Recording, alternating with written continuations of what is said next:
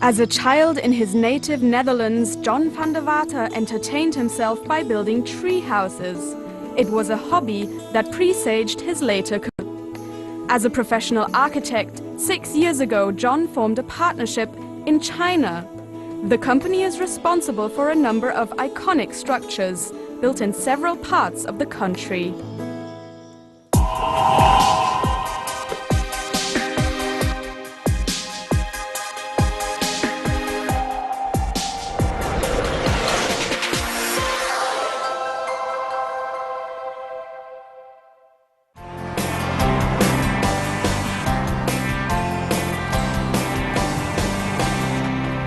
On our way to the Daxing, the Beijing Rose Museum construction site. It's going to be a museum which is the main venue of a World Heritage Rose Conference. There's going to be 39 countries participating. We really try to find some cultural significance of roses in the history throughout China to show to all these different countries that are participating. With 8 months to go before the Rose Conference, construction is going full steam ahead. John and his partner, Jiang Xiaofei, are conducting one of their regular site inspections. It's impossible to do it. You can see, if you see that door there, how many steps you need to make from inside go outside. In itself, it's arguably one of the most important museums that's being built in Beijing right now, and that's going to open. And if we would exactly go through the main axis of the building, we would go through the Forbidden City. So it's exactly on the north-south axis. It's such an important building, so it's an opportunity and an obligation to make it better. Have the wind everywhere go through it. So it's still very amazing place. I think everybody will take a photo in front of the floor. Rain is going to fall, find the lowest point, and then there's going to be like the drip line. Yeah. Pure feeling. Always remains a little rough. They need the floor, the top floor. The difficulty is that a building like this hasn't been built before anywhere. So this is one of the largest stainless steel elevation in the world, and it's difficult because it's not a straight elevation, but it's a tapered elevation. So you talk about a 3D shape that completely has to be made by hand. The complex steel flower design is a huge challenge. They know they've fulfilled their contractual obligations in designing the museum's exterior. However, the team feel the overall effect has not achieved its full potential. They've decided they should stay involved to ensure that the building quality reaches the very high standards they set themselves. In Holland there's a saying, if you really want to make a good building, you need to add another 100% of energy to make the building 10% better. And that's something we always try to do.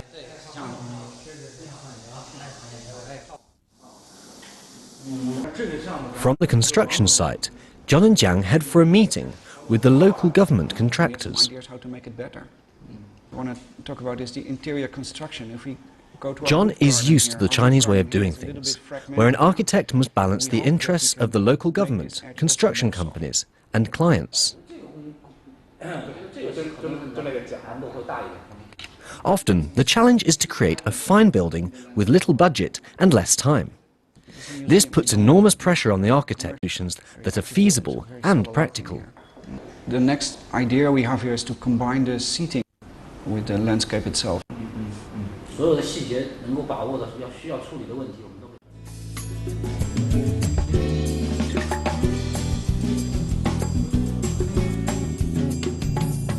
Jiang Xiaofei is a graduate at Tsinghua University. He and John set up their partnership, Next Architects Beijing, in 2010. By that time, John had already been living in China for a number of years, and Jiang was impressed by how his partner had learned to adapt to the very different design environment. Oh, this one not good. His strategy is just too wide. John 的最大特点，真正在中国生活了10几年，就是他对一些意向性的东西，他能很快的去领会到，能把这种文化的东西真切的表示出来。比如说我跟其他建筑师、外国建筑师去讲，你需要对一种文化的东西把它建筑化，但胶样可能这种建筑化之后，就别人很明白啊，这是从中国文化里头来的。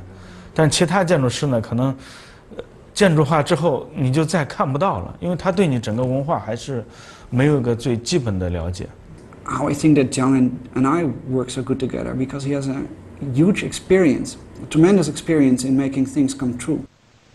我会很快的知道业主想要什么，我会跟他划定一个比较准确的坐标系，就是你做的东西要落在这里头。I can very clearly state that it's the only way. There is no other way. If you really wanna make things true, you definitely you must work together. You must have a dialogue with the Chinese people, and that's only good because I'm not building for myself. I'm not building for foreign people only here. I'm building for Chinese people. So if I cannot have a dialogue or some understanding or work together with Chinese people, then it's no use what I'm doing. The coming together of their very different cultural backgrounds creates a rich breeding ground of creativity. Tomorrow the important thing is this part. 那个时刻是当时我们做了很多方案，会议室的我们积了一堆的人，然后我就告诉大家，我说咱们做的方案都不行。我们当时很多方案是考虑怎么把它做成一个花的形态，但那个东西呢，我们认为就是它没有一种内涵的东西。我一直就是跟教练在找这个项目的一个跟文化结合点。So we went back and found the idea of silk, one of the great inventions in China. And then we combined this idea of silk with the tradition or the handicraft of paper cutting. So we paper cut more or less the silk in order to create a space between the closed museum building and the park for activities and for all kind of things that people could use it. And then by adding up all these ideas, then suddenly we started creating a 3D in the computer and we came up with this building. I think this is going to be a big rain. So it's going to be some music feeling going to be in there. It'll be interesting. It's still 8 meters. Biggest rose. 人的灵感的迸发可能就是瞬间的事情，就像很快的在电脑里把它一个初步的形态做出来，只有10分钟。Probably the most beautiful thing in the development of a project is, in architecture you call this a serendipity. So serendipity is you think about, you work something and then suddenly there's this idea of things come together. And I have this moment a lot with Jiang.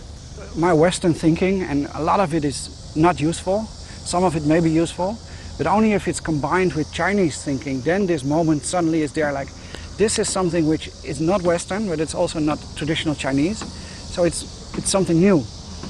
And if this moment happens, that's a beautiful moment in the design process. The two experienced architects lead a group of promising young Chinese designers. China's rapid construction and urbanization have presented the company with unprecedented growth opportunities. Next Architects Beijing now has a staff of 30 highly skilled and creative professionals who have left their mark on many Chinese cities. The buildings they have designed cover 40 million square meters, enough to provide a living space for 1.2 million people, the population of a medium-sized city.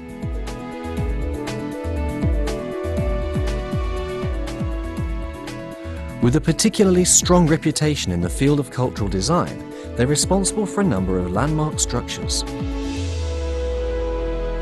Basically, I think their work is very good because they are working on such an important project that architects with the same age in Holland never could have worked on, because these buildings aren't built anymore, nowhere in Europe. So there aren't almost no new libraries being built anymore. New opera houses aren't being built anymore. Museums, of course, are still being built a little bit. So they're working with relatively few experience on very complex buildings. The ceiling, if you have a very wide light beam, then there's going through the barrier and only light up the points there. Museums you got more in Europe, they also try to make the street go in the building. So no need to have like this 5-star hotel, shiny floor feeling or anything in there. Not a big worry. It's said that 80% of Western architects living in China leave within 5 years. No other Dutch architect has spent as long as John working in China. He ascribes his success to his ability to design within a Chinese context and the fruitful cooperation with his Chinese partner. As an architecture student, one of my professors once told me that the biggest dream for any architect in the world is to build one opera in his life. And I'm still such a quote-unquote young architect, but we are working already on 2 opera houses now in our office. So this is something that has, I have to thank China for, of course, because China is providing these opportunities, but you also need to be able to grasp them as a Westerner.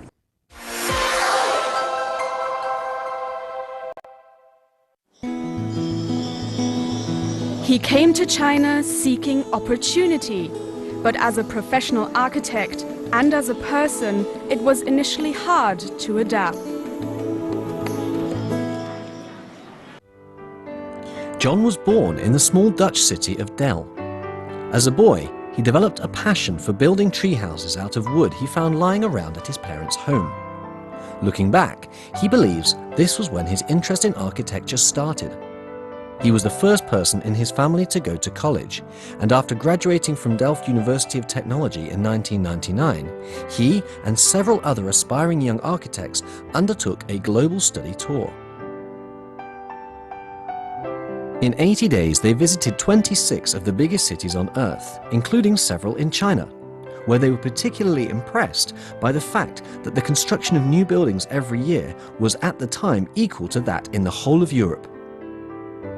In 2004, with 5 years' work on his belt, John headed to Beijing, taking with him nothing but a backpack and a laptop.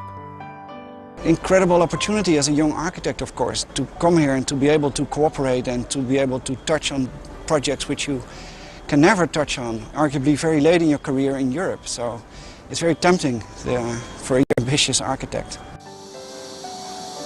However, China was not the playground for Western architects he'd imagined.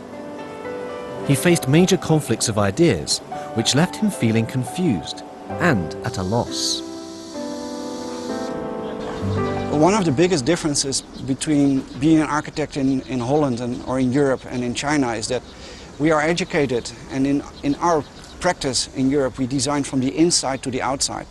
So we very clearly know, after lots of dialogues with the client, what they want. And they're not, in the process, they're not going to change what they want. So they want a hotel with 400 rooms, and each room should be this size, and it should be this kind of feeling, and it should. So everything is very much determined. There's a lot of clear constraints. Whereas in China, you start to work maybe on a hotel, and then in the process it may turn into, or it may change into a hotel, or it may change into an office building, and then in the end it may change into an apartment building, and then in the end it may. So in the whole process you need to design from the outside to the inside, because the inside is not fixed yet. He soon realized that there were differences between Western thinking, Western culture, and Chinese thinking and culture. Still, it was a struggle to have his designs accepted by clients. The first 4 projects he designed according to Western standards were rejected, even though they were, to his mind, very good.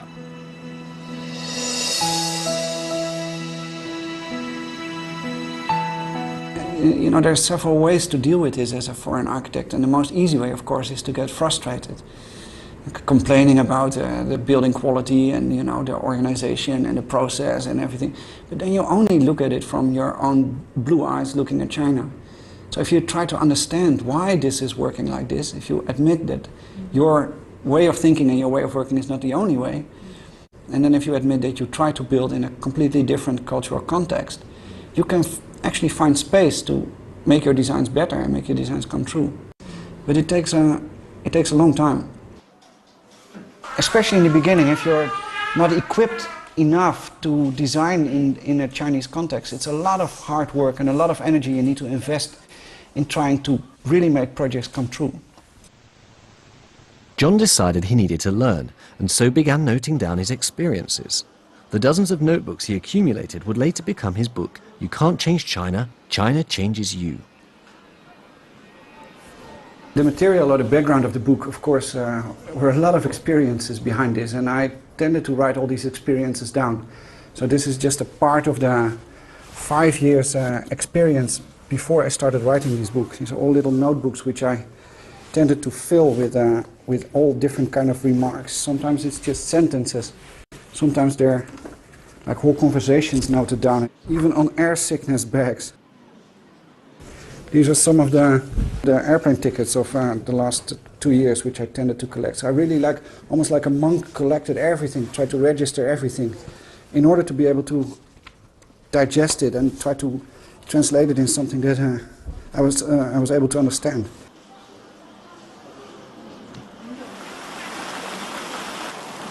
Linked Hybrid is a pedestrian-oriented housing complex near Dongzhimen in Beijing. It was designed by the famous American architect Stephen Holl. John liked the design, so much so that he's moved his family there. I'm just very proud of my family. This is one of the good things that China did with us. I met my wife in China, and our first son was born in Shanghai, and our second son, this little guy here, was born in Beijing 1 year ago. So we as a family are very thankful. What China gave to us. Basically, it gave us a family. Their son Maxim attends the local kindergarten in the complex where they live. John's wife is Patricia, a diplomat at the German embassy in Beijing. They met 11 years ago via the internet. When I met John, he was a typical foreigner, I would say, as we all are. Westerners are very straightforward, and especially Germans and Dutch. So I'm German, he's Dutch. We say what we think, and well, maybe in China this is not the right approach, and this is what changed John. So here in China I really learned to be much more patient and to see a very long perspective. His parents were at first apprehensive about his decision to start a career in China. But now they're happy to see him realizing his childhood dream. John always sends his parents like pictures, or when there had been an article, and especially his father, he keeps a box with paper, and he's so proud and shows it around. So this is really nice to see that. Possibly can say that one of the greatest qualities of my parents is that they allowed us to do whatever we wanted to do. And I'm so thankful that they gave me this opportunity just to figure out what I wanted in life, and when I became an architect, what I wanted to do in this world, and how I wanted to understand this world, and where I wanted to live and work. So it's just and I can only try to give this to my children as well. That's the biggest thing a parent can give to their children, I think.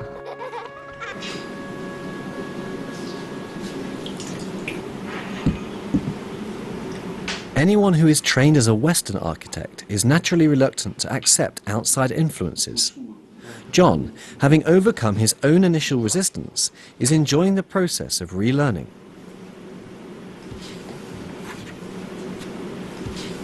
In Western architectural education are really programmed, I would say, to have an idea what is good and what is wrong. But the question is, your own perception, Western perception of good, is not necessarily good in a Chinese context.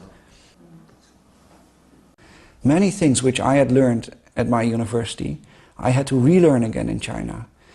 Even more things I had to unlearn. And even still more things I had to learn again. So that whole idea, let's say the whole educational background, which in the world is valued as one of the best universities in the world. There are so many things which I learned wrong. In 2011, John began work on his book, You Can't Change China, China Changes You. In it, he shares his experiences as a Western architect in China. His main conclusion is that you should not try to impose your ideas, but embrace the differences and use them to your advantage. I would say it's the very foundation on something that Jiang and I now call cross-cultural design. So we don't try to approach projects in China only from a Western point of view or only from a Chinese point of view, but we try to combine them together, and we try to always look from the other side back to let's say the context of the project itself. So we call this cross-cultural design. For an architect, it's a sublime moment when he sees an idea finally become reality. John and Jiang Xiaofei are particularly proud of their design for the Lucky Knot Bridge in Changsha, capital of Hunan province.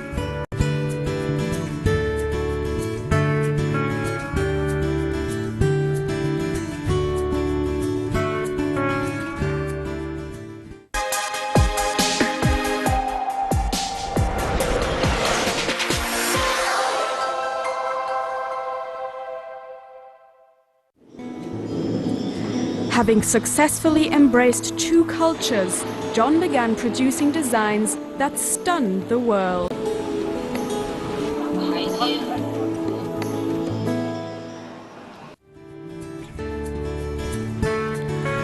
Overlooking Meixi Lake and set against mountains, Lucky Knot Bridge spans meters of the Dragon King Harbour River and is a key element in the development of the new Lake District in Changsha.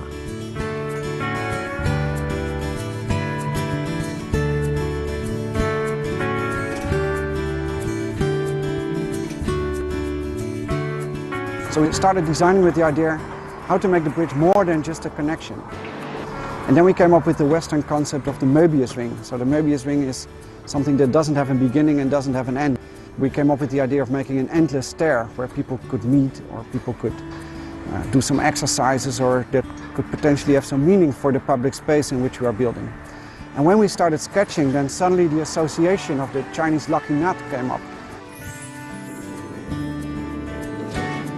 After I finished my book, many people asked me the question, do you really think Western and Chinese design thinking can come together? And I actually believe that our Chinese Lucky Knot Bridge is an example that it can come together.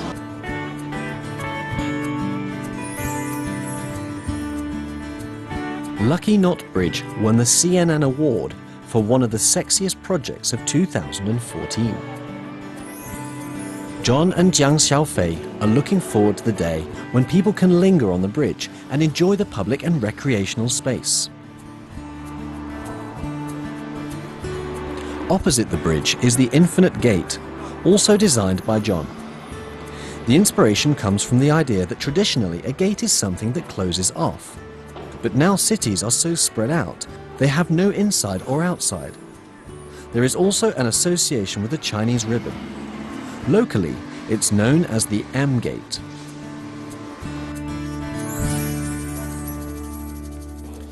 Yuelu Academy in Changsha was, for centuries, one of China's foremost prestigious academies. In 1926, it became part of Hunan University, and it was here that Jiang Xiaofei spent 4 years of undergraduate study. Today, he's introducing his mentor, Liu Su, to John. Liu Laoshi, we are in such a historic and cultural place. It's really amazing to be here as a foreign architect. But I see such a discrepancy between this place, this cultural historic place, and the way modern Chinese cities develop. So is there any way to connect the historical or the cultural feeling into or with the modern Chinese city? 过去完全就是以开发建设为主，这些年开始呢转向为要重视保护呢，并不是不建设，他要建设选别的地方，老建筑留着，我在别的地方再建新的。一座古建筑，一片有历史文化的那个街区多保留一些。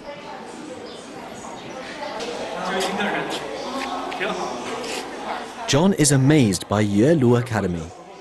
He sees it as a beautiful example of how, centuries ago, Chinese people created harmony between man and nature, between architecture and people.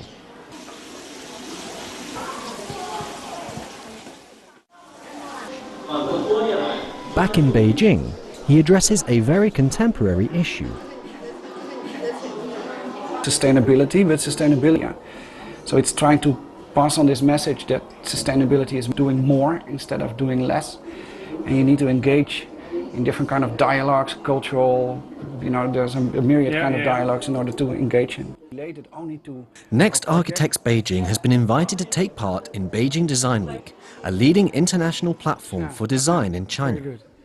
As part of this year's event, the Dutch Embassy is sponsoring an exhibition under the title The Nurturing House. Ja, Governors Island is heel bekend natuurlijk. Middag amateurpsychologie en dit. He's very Chinese. He seems quite integrated, especially in the way of doing business and how to approach a project, a client. What he's been able to achieve with Next in China is quite remarkable. John van der Water is now playing an active role in Chinese architectural debate, giving lectures and participating in forums. During the Beijing Design Week, Next architects are visited by the King of the Netherlands. For Next architects, 3 factors are key to the process of realizing a design in China: having local cultural significance, being realistic, and flexibility. As for John, among his colleagues, he has earned respect for being strict, patient, and pragmatic, and for getting things done. He has a flexible personality, and I think this is one of the most important things that an architect needs in China: to be flexible, to understand that you cannot know everything, and be able to adapt to the situation. 约翰他从来都是，不管是前天晚上工作到几点，第二天早上肯定是第一个到办公室的。然后像有的时候我会跟约翰2个人去出差，去汇报项目。我们有可能平时都很辛苦，在候机的时候飞机上，都会休息一下，打个盹儿都是很正常的。但是John从来都是在工作。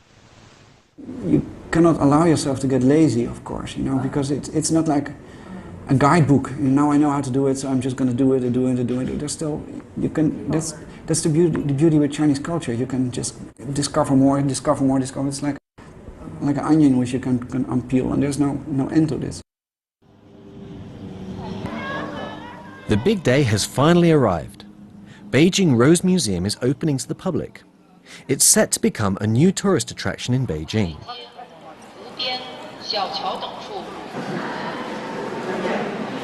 Visitors learn about the history and culture of rose planting in China. John is aware that China is the home of the rose, with the earliest rose fossils dating back 40 million years. And he's very glad that, as he sees it, the rose is coming home.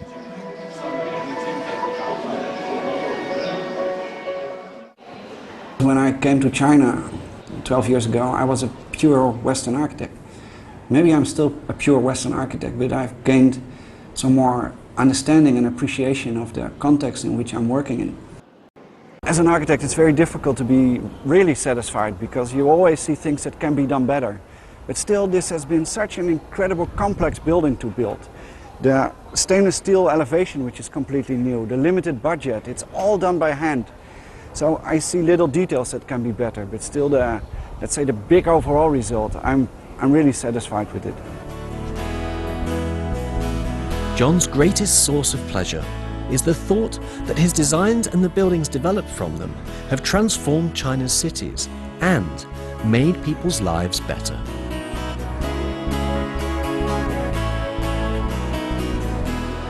One of the most valuable things for an architect is that your designs actually become true, that they're being built.